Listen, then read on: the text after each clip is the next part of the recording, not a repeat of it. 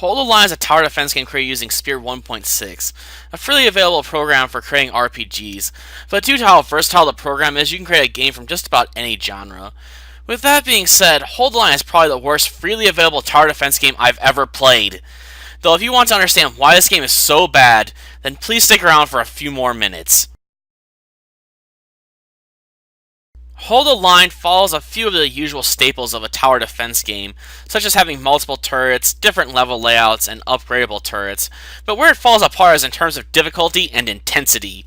In terms of difficulty, the game is entirely lacking. Your biggest enemy won't be the waves of enemies coming at you, but fending off sleep due to how boring the game is. And the main reason the game is boring is because the wait time between waves increases over time. And while this normally wouldn't be a problem in most tower defense games, this game lacks a button or other feature to automatically send the next wave. This means the wait time between waves and in the later stages can easily be in excess of a minute. In fact, this is why it took me over 3 hours to clear 100 waves.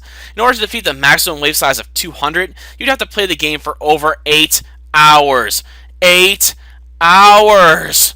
About the only upside this game has going for it is that you can freely move your turrets to a new position if you place them incorrectly. This is done by right-clicking on the turret, which is the same thing you'll have to do in order to upgrade them to a higher level as well.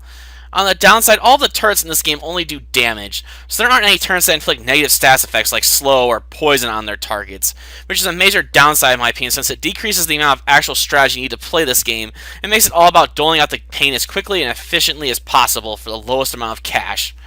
Another slight issue with the game is that all of the enemies give out the same amount of cash regardless of what wave you are on. And to add one final nail to the coffin, this game lacks any boss encounters.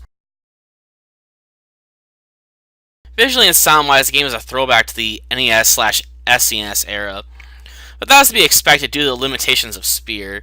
As such, the game is rather standard in terms of its visuals and sound. Hold the Line is a tower defense game that just doesn't measure up to many of the other freely available tower defense games out there. In fact, the game is so simplistic in its approach that it actually hurts it. Add in the lack of challenge and the slow pace of the game, and you're left with a boring mess of a game that should just be skipped in favor of other tower defense games like Canterlot Siege.